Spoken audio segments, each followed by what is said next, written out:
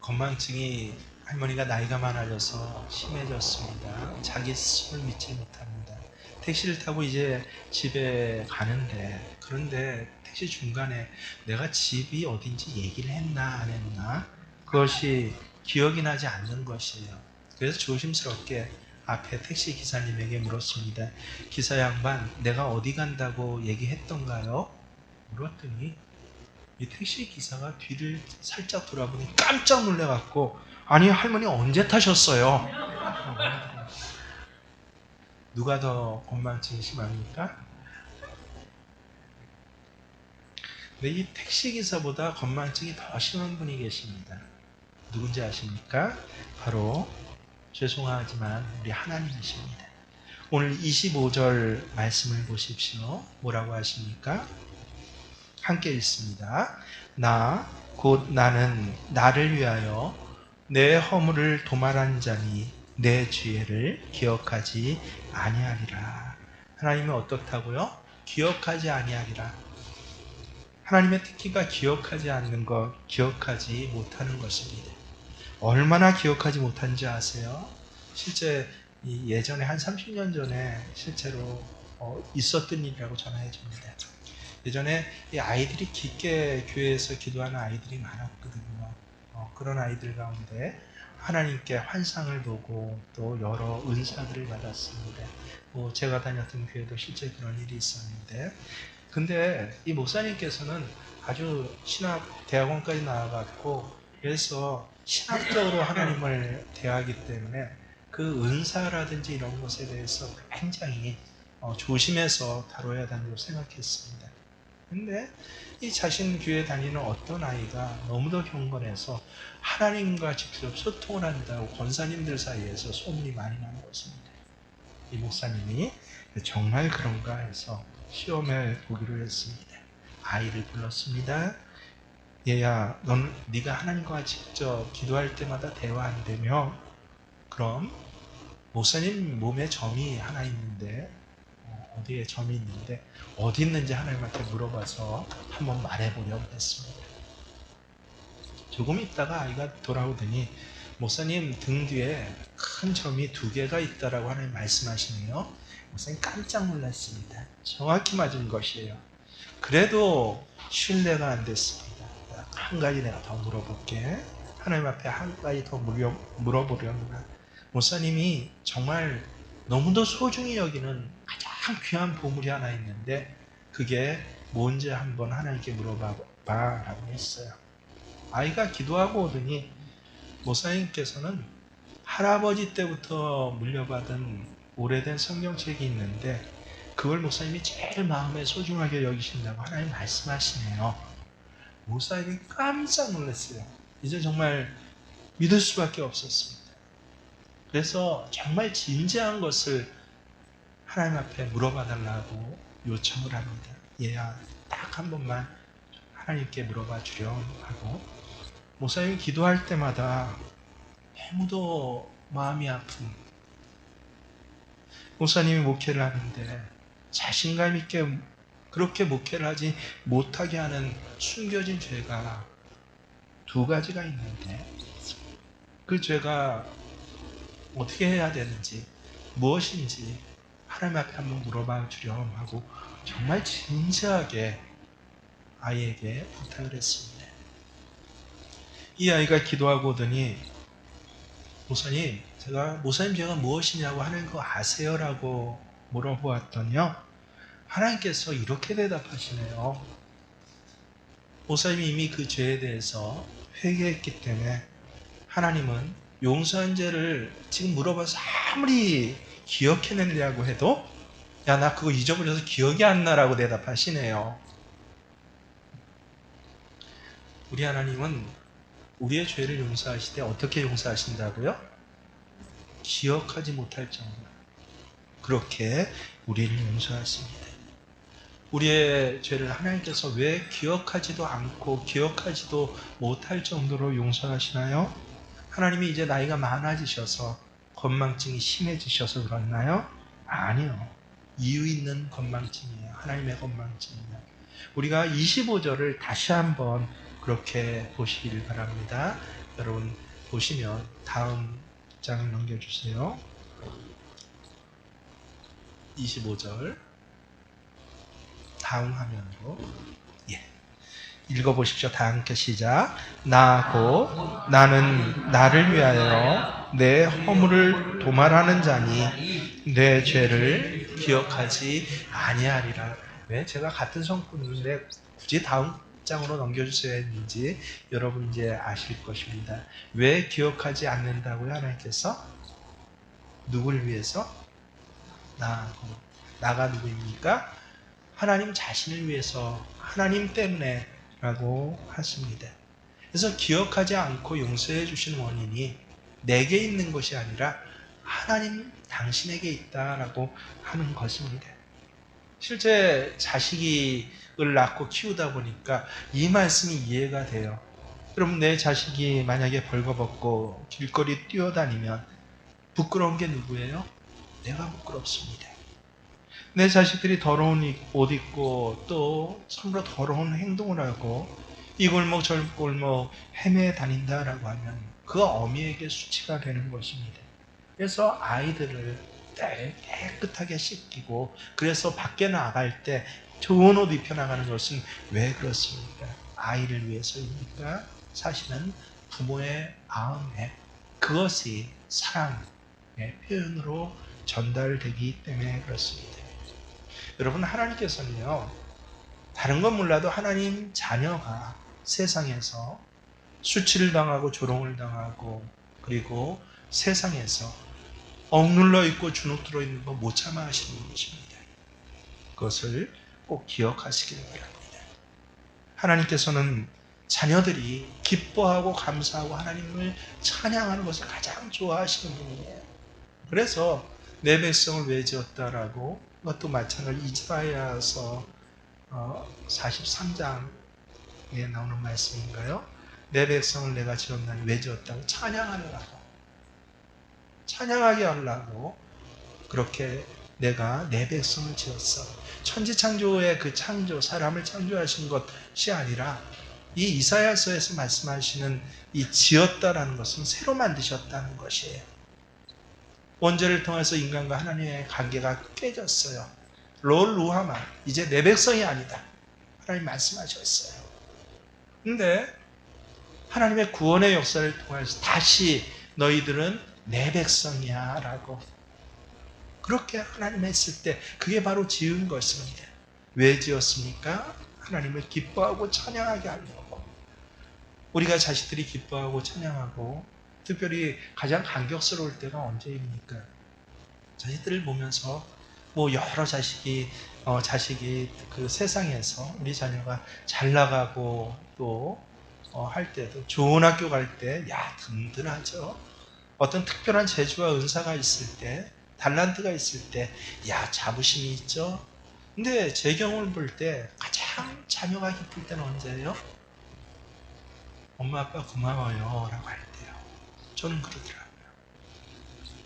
엄마 아빠 때문에 난 참 좋아하고 우리 아내가 몇 년 전에 눈물을 글썽이면서 고백을 합니다. 딸이 그랬대. 엄마 딸 돼서 너무 좋아. 이게 바로 하나님께서 우리에게 원하시는 그 마음이에요. 그래서 그 자녀들이 기뻐하고 찬양하고 하나님 앞에 감사하며 씩씩하게 힘있게 이 땅 살아가기를 원하시는 것이에요. 그래서 하나님께서 우리가 죄에 짓눌려 살기를 원하시지 않습니다.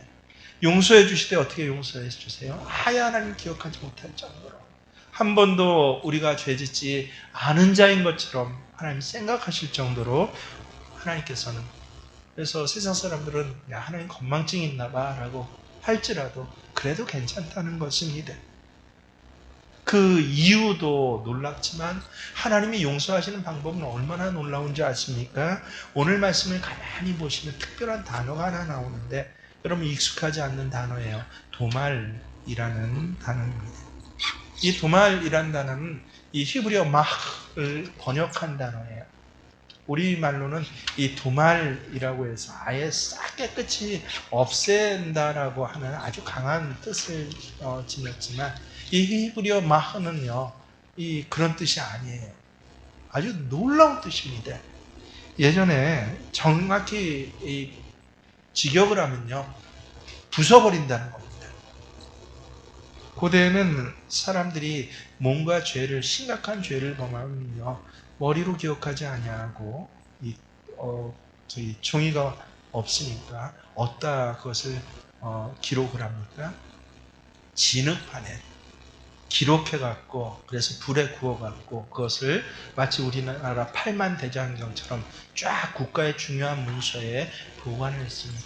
그래서 고대 이집트나 뭐 람세스 이후의 이집트에 보면 이 진흙판 죄판들이 얼마나 많은지 모릅니다.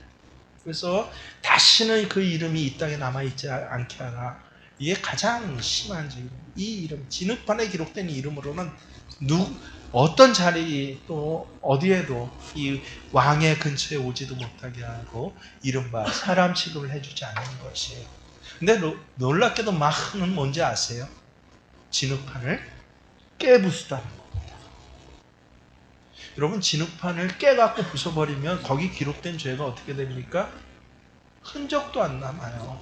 조금 있으면 먼지와 같이 그냥 날아가 버립니다. 아예 자국조차 남지 않습니다. 우리가 과거에 지은 범죄의 기록판을 하나님께서는 어떻게 한다? 도말하신다. 완전히 깨버리셨다는 것이에요. 이게 바로 우리말 도말이라고 번역된 마하의 원뜻입니다. 다 깨져버렸으니 다시 주워 담을 수도 없다라고, 흔적조차 없다. 그래서 하나님 기억 못하시는 것이에요.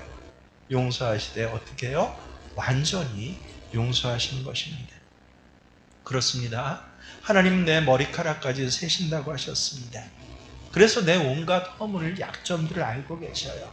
부족한 점들을 알고 계십니다.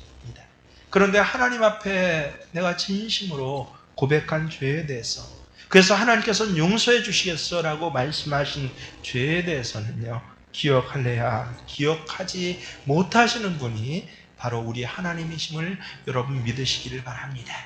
이전 것은 지나갔으니 보라 새 것이 되었도다. 그렇습니다. 이전 것은 지나가 버린 것으로 그냥 추억거리가 아니에요. 완전히 마흐로 깨져버리고 없어진 것으로. 여러분, 세상에서 새 것 찾지 마시기를 바랍니다. 이 세상에서 정말 새 것은 뭔지 아세요? 이렇게 하나님께서 용서해 주신 사람들, 정말 새 사람이라고 하는 것입니다. 죄악으로 인해서 영원히 멸망받을 수밖에 없는 지옥 백성들이었는데 그 백성들을 구원해 주시고 용서해 주시는데, 그런데 하나님께서는 어떤 사람으로요? 야, 수감생활 마친 전과 맺범의 범죄자 아니에요. 오늘 새로 태어난 아이와 같이 생전에 한 번도 죄 안 지은 그런 사람과 같이 우리를 용서해 주시고 새 일을 행하게 하시는 것. 이게 하나님께서 우리의 이 인간의 역사에 행하신 새 일 중에서 2023년 우리에게 분명히 새 일을 행하실 것인데, 그 새 일 중에서 가장 위대한 새 일이고 또 가장 큰 하나님의 은혜인 것입니다. 그래서 저는 늘 고백합니다. 이 세상에서 가장 큰 기적은요, 기적 중에 최고의 기적은 바로 내가 구원받은 것이에요. 내가 하나님 백성 된 것입니다. 도대체 나와 같은 사람이 어떻게 하나님 백성이 되었을 수 있지? 생각할 때마다 정말 놀라워요. 이렇게 나 스스로도 놀랄 정도로 우리를 용서하신 하나님이시기에 우리에게 거듭거듭 뭐라고 말씀하세요? 18절 말씀을 보십시오. 너희는 이전 일을 기억하지 말며 옛날 일을 아예 생각하지도 말라. 내가 잊어버렸으니까, 내가 완전히 도말해버렸으니까 너도 생각하지 마라고 하는 것이에요. 여러분, 작년에 있었던 실패의 경험으로 살아가지 마시기를 바랍니다. 하나님의 백성들 한 번 실패했다고 영원한 실패자인 양 절망하고 낙심하지 마시기를 바랍니다. 10년 전 지었던 그 죄의 허물로 인하여서 절대 주눅들지 마시기를 바랍니다. 우리가 고백한 죄에 대해서는 하나님께서 잊어버리십니다. 여러분도 이것을 믿으시고 잊어버리시고 하나님의 새 백성 되시길 주의 이름 축원합니다. 그러면 정말 중요한 것은 무엇입니까? 이런 위대한 체험을 한 우리, 용서받은 우리는 용서받은 사람으로 살아가야 한다는 것입니다. 그리고 이것이 바로 새로운 인생이라는 것이에요. 제가 새해 첫 주일에 말씀드렸죠. 세상에 새 것 찾지 마십시오. 시간적 차원이나 공간적 차원이나 문화적 차원이나 새 것은 어디에도 없다라고 말씀드리지 않았습니까? 이것은 종교적 대답이 아니라 인류의 철학자로부터 사회학자, 문학자, 그리고 온갖 그 철학자들이 다 대답한 것은 무엇이에요? 야, 세상에 새 것이 없어.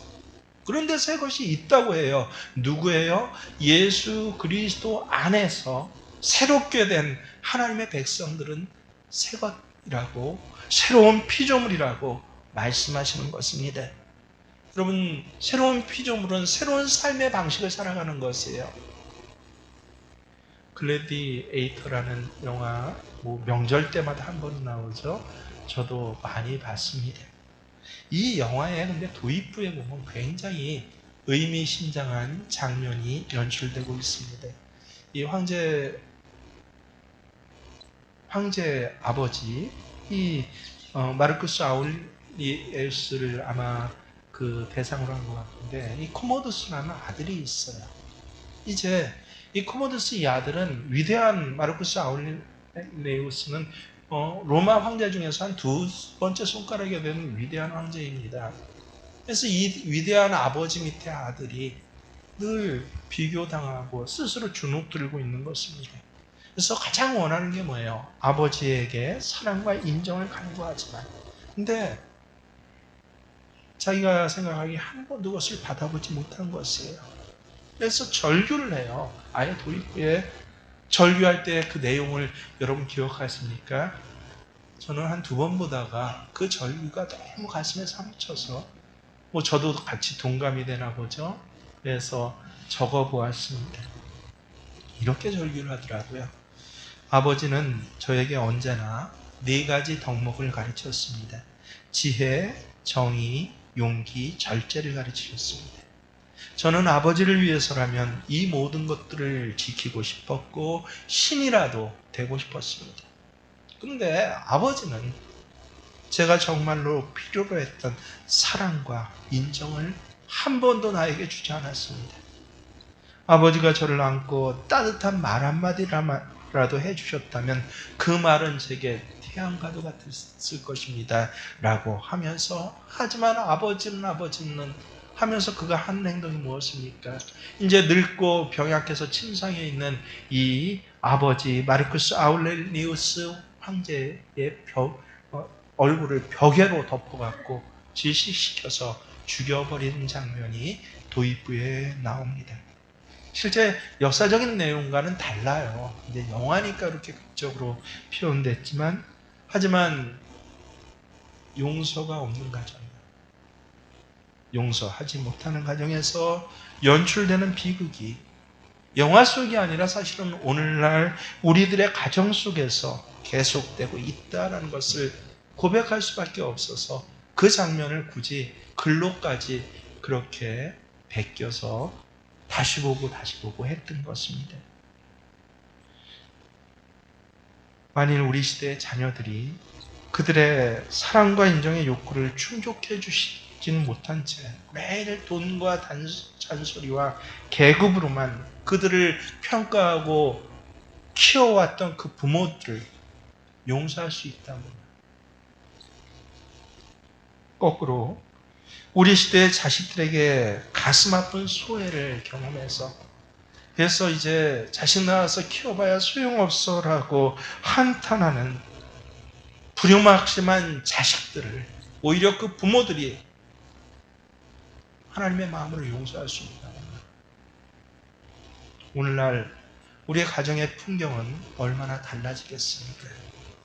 만일 우리 시대의 아내들이요, 자신을 배반한 이 속물 남편들을 용서할 수 있다면요, 거꾸로 우리 시대의 남편들이 자신을 너무도 아프게 한 이 아내들을 용서할 수만 있다면요, 오늘날 우리 가정의 풍경은 얼마나 풍성해질 수 있겠습니까? 알아요. 문제는 무엇입니까? 용서가 쉽지 않다라고 하는 것입니다. 여러분, 용서는 쉽지 않습니다.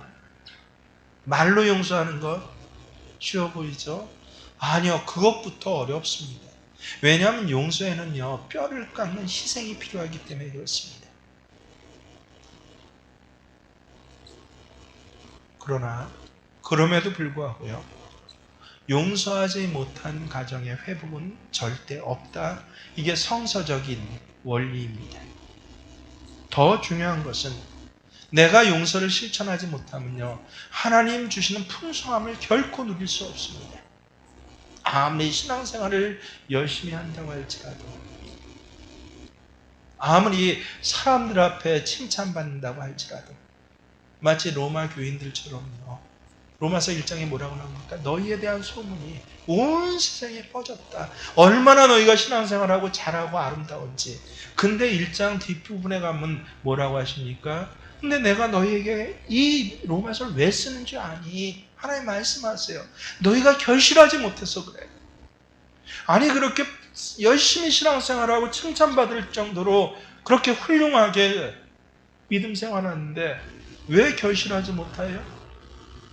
그래서 왜 이 복음을 다시 들어야 합니까? 오늘 말씀에 비춰보면 뭐가 없어요? 용서하지 못하고 미움이 남아있는 한. 아무리 위장을 해도요, 마치 난 안 미워해, 이제 잊어버렸어, 덜 미워해, 나하고는 상관없어. 여러분, 용서하지 못하면요, 가장 문제는 하나님이 자녀에게 주시는 풍성함을 삶의 자리에서 결실을 얻을 수 없다라고 하는 것입니다. 예수님의 공생의 결론, 이 땅에서의 모든 삶의 결론은 십자가입니다. 근데 십자가는 다름이 아니라 예수님께서 용서를 실제로 실천하는 장소가 바로 십자가입니다. 주님이 남기신 마지막 말씀이 여러분 용서의 말씀이었다는 것 누가복음에 전하고 있습니다. 뭐라고 합니까? 이에 예수께서 이르시되 아버지 저들을 사하여 주옵소서. 자기들이 하는 것을 알지 못함입니다. 가만히 읽어보세요. 우리들을 용서해 주신 이유가 나와요. 왜 용서해 달라고 사해 달라고 예수님 말씀하시죠? 자기들이 하는 것을 알지 못하기 때문에. 바로 우리 죄인된 사람들의 무지를 하나님 아신다는 거예요. 제가 이 부모와 할아버지 할머니가 어떻게 다른지를 자녀들을 키우면서 알게 됐어요. 그리고 시간이 지날수록 그게 가슴 깊이 새겨지게 됩니다. 아버지 어머니로서 자녀를 볼 때는 어때요? 너 이거 이렇게 했어야지. 아빠가 2번, 3번 얘기했는데 왜 이걸 못했어? 라고 책망을 하죠. 근데 놀랍게도 옆에 할머니, 할아버지 계시면 뭐라고 하세요? 예, 내가 몰라서 그렇지. 몰라서 그렇지. 예수님 말씀이에요. 저들을 용서해 주세요. 왜요? 몰라서 그렇지. 죄인이라서 무지해서 그렇지. 우리가 한때 사랑했던 사람들에 의해서 도무지 용서하기 어려운 상처를 입었을 때 저도 그렇게 하나님 앞에 기도했던 기억이 났습니다. 하나님, 도대체 저 사람들이 어떻게 나한테 그럴 수가 있어요? 내가 어떻게 했는데? 너무 가슴이 아프고 너무 화가 나서 그렇게 얘기했을 때 그때 예수님께서 저 말씀 속에서 뭐라고 그러신 줄 아세요? 정 목사야, 걔가 몰라서 그렇지.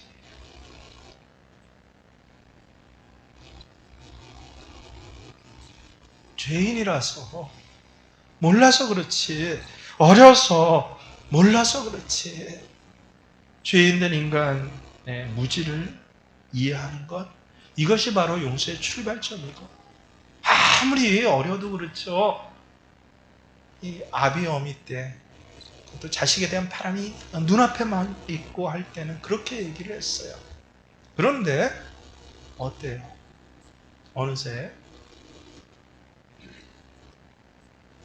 할아버지 할머니 마음으로 표현된 하나님의 마음이 알게 되면요, 너도 그래서 내가 너를 용서했어.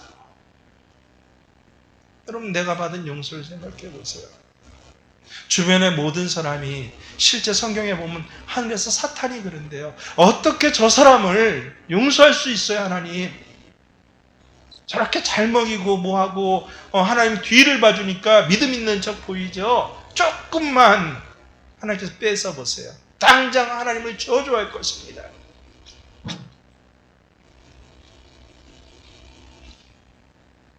그런 하나님에 대한 한거가 있을 때, 그 한거를 하나님께서 뭐라고 하시면서 나를 용서해 주셨어요? 아니야, 걔가 아직 몰라서 그렇지. 그 용서함을 받은 게 저희고 여러분 아닙니까? 그래서 우리가 용서하기 위해서는 이 인간에 대한 무지를 인정을 해야 합니다. 이게 용서의 출발점입니다. 아무리 용서하기 어려운 상대라고 할지라도 용서하기를 원하신다라고 하면 이 무지에 대해서 인정을 하고 그것을 기도하는 것입니다. 이게 용서의 시작이에요. 오늘 26절에 이 말씀이 나옵니다. 너는 나에게 기억나게 하라. 우리가 함께 변론하자. 너는 말하여 내가 의로움을 나타내리라. 하나님은 자신의 부족함을 고백하고 나오는 사람에게 한없이 자비로우십니다. 만약 우리가 양심에 꺼리낌이 되는 것이 있든지 아니면 우리 힘으로 감당할 수 없는 것이 있으면 어떻게 하라고요? 하나님 앞에 말만 해라고 하시는 것이에요. 여기서 변론하자라는 말은 말해라라고, 기도하라라는 성경의 다른 표현인 것입니다. 하나님은 우리가 우리 입으로 우리의 문제를 표현한 것을 특별히 좋아하십니다. 특별히 하나님의 약속을 붙들고 우리 축복을 하나님께 말하는 것을, 그것을 기도하는, 그 변론의 기도라고 하는 것이에요. 우리가 보편적으로 정말 용서하기 힘든 사람이 있잖아요. 멀리 있으니까. 아니에요. 세상에서 용서하기 제일 힘든 사람이 가족이에요.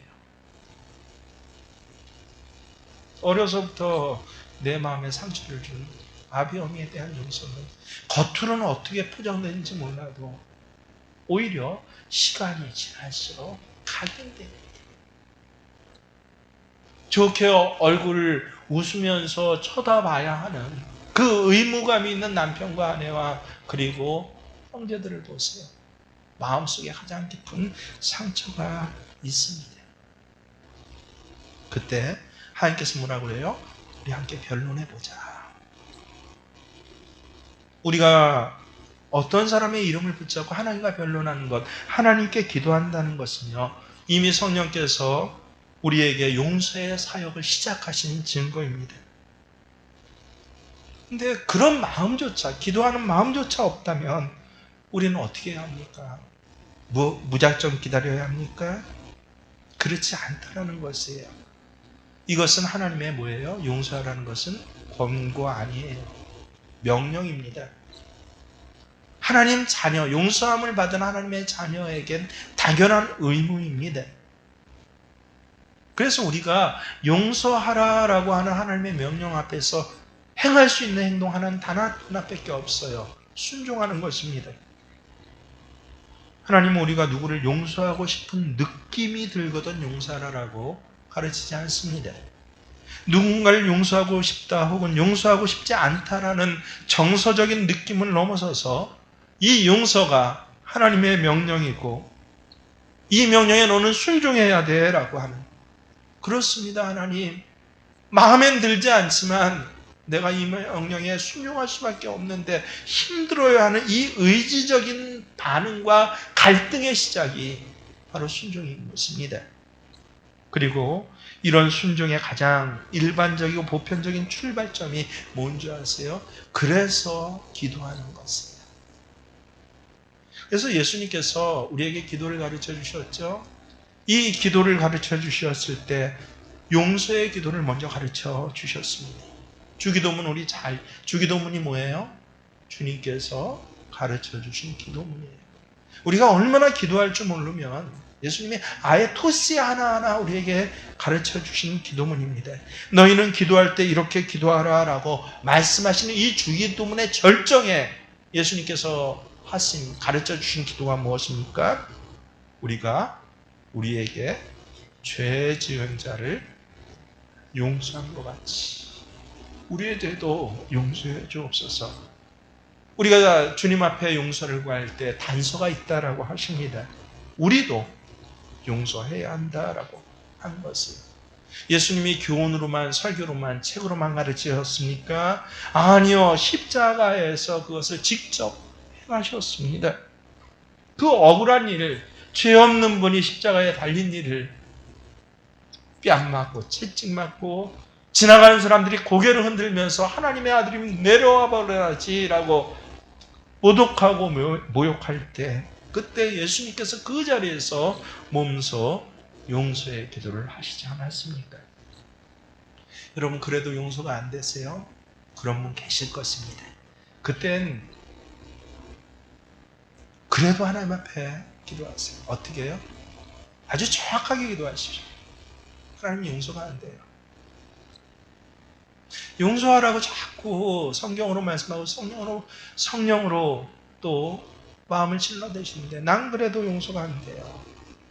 놀랍게도 이 기도문을 역사에서 한 사람이 누군지 아세요?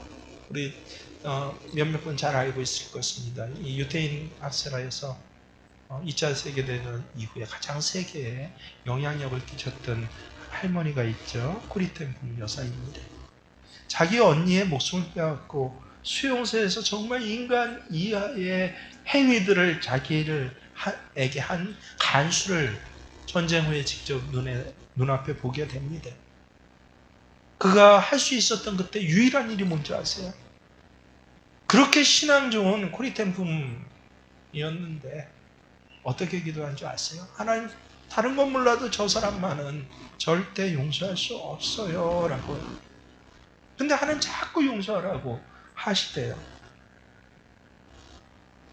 너무너무 마음의 갈등을 느끼면서 하나님 저는 용서할 마음이 도무지 생기지 않습니다라고 그렇게 결정적으로 대답을 했다고 합니다.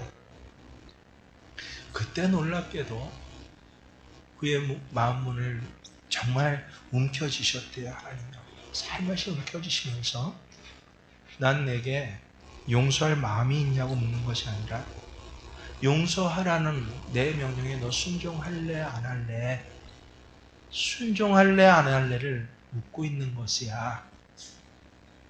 이 주님의 음성을 듣고서야 마침내 자기의 감정적인 마음과는 달리 순종해야 하니까 의지적으로 순종을 결단하고 눈을 꽉 감고 정말 싫었지만 그 사람을 안아주었다는 것이에요. 근데 놀랍게도 아는 이후에 그 원수 같은 사람 억지로 안았는데 그를 용서하는 마음이 부어졌다라는 것입니다. 후에 오랜 세월이 지나서 여러 나라를 다니면서 그녀가 간증했던 주된 내용이 바로 이것이에요. 그 후에야 내 기도는 응답받았습니다 라고. 주님 난 용서할 수 없어요 라고 기도하는 순간 이미 용서할 수 있는 능력이 부어지고 있었던 것입니다. 그러므로 용서를 결단하고 용서를 기도하기 시작하시는 여러분 되시기를 바랍니다. 기도하는 사람에게 용서하고 말고는 그 다음에 누가 처리해 주셔요? 변론하자.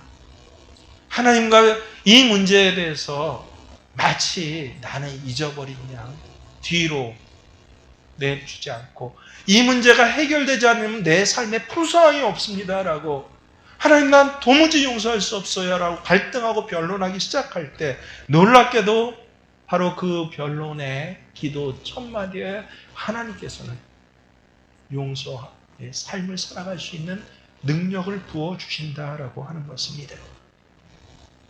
세상에 어떤 덕목들은요 표현되지 않아도 전달되는 것이 있어요. 근데 절대 표현되지 않고선 전달되지 않는 것 두 가지가 있는데 그게 뭔지 아세요? 용서고 다른 하나가 사랑입니다. 여러분, 사랑은 표현이 돼야 알아요.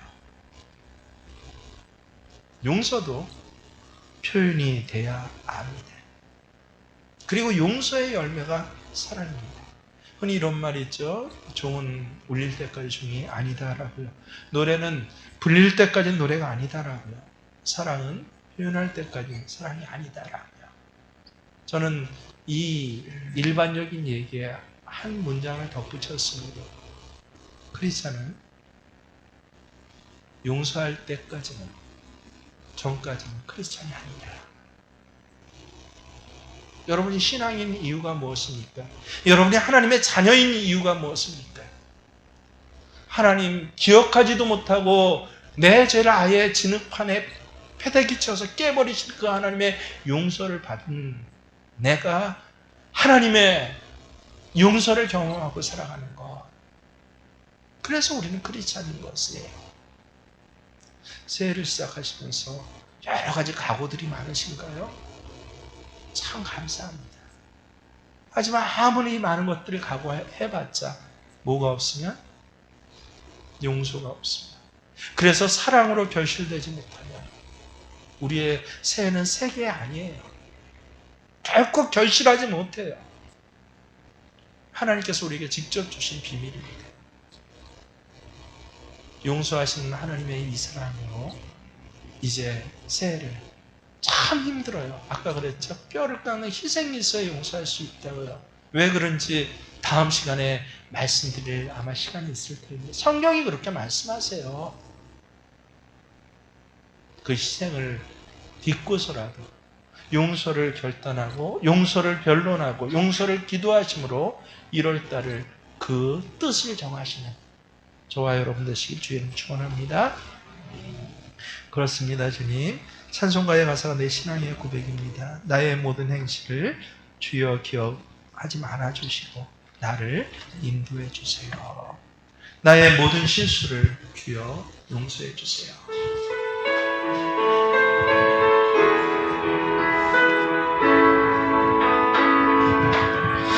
나의 모든 행실을 주여 기억하시고 바른 길로 인도하소서.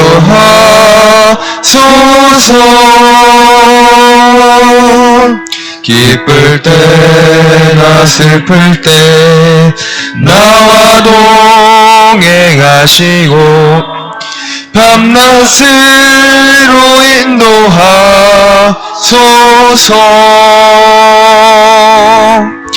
내 모든 형편을 다 기억하시고 늘 나와 동행하옵소서.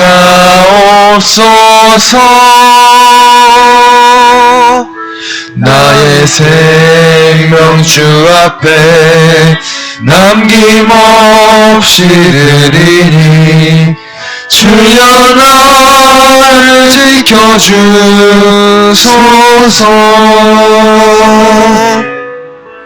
나의 모든 실수를 주여 용서하시고 바른 길로 인도하소서.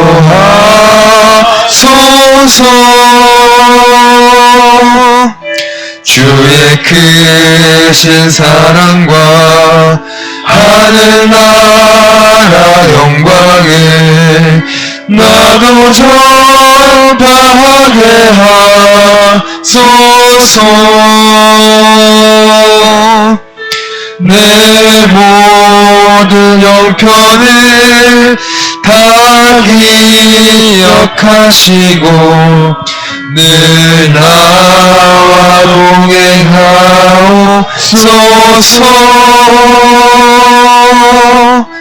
나의 생명 주 앞에 남김없이 드리니 주여 나를 지켜주소서.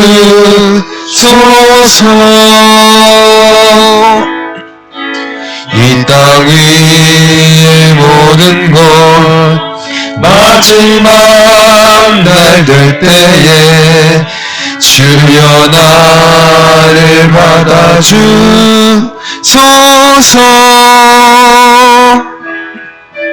주의 얼굴 대할 때 귀한 상급 주시고 면류관을 쓰게 하소서.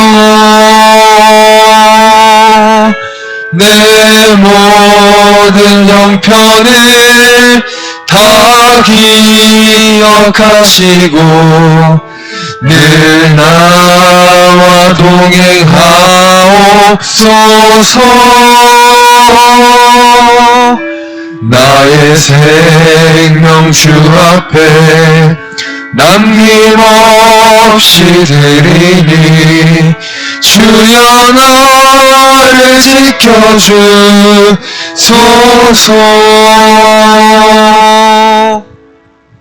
우리가 함께 기도합니다. 기도하실 때 그렇습니다. 주님, 이 사제의 은총과 용서를 받고 올해 또 한 해를 시작합니다. 하나님,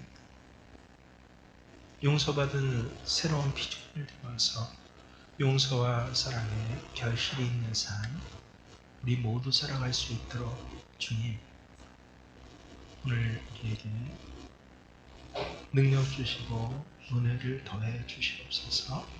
용서할 수 없습니다라고 감정이 너무 힘들고 희생할 것이 너무 아프고 왜 나만 이렇게 아파하고 손해봐야 하는지 하나님 앞에 절규할 내용도 있었지만 하나님, 세상 앞에서 절규하지 아니하고 이 무거운 심정을 가지고 하나님 앞에 변론하는 지혜를 우리에게 주셨으니 새해를 시작하면서 이 변론을 통하여서 우리 죄가 흰눈보다 더 휘어졌고 양털보다 더 깨끗해졌으니 갑절로 깨닫는 은혜가 생명의 모든 교우들에게 또 부족한 강단의 종에게 있어지게 하여 주시옵소서. 이제는 우리 주 예수 그리스도의 은혜와 하나님 우리 아버지의 지극하신 사랑 말씀이 성령님께서는 이렇게 말씀을 꼭 붙들고 예배의 힘으로 한 주간 살아가기를 소원하면서 뜻을 정한 모든 예배자와 동행하신 역사하시니 새명교회 모든 교우들의 사업장과 직장과 가정과 그 헌신하고 수고하는 사역의 자리 위에 함께 하시기를 간절히 축원하옵나이다.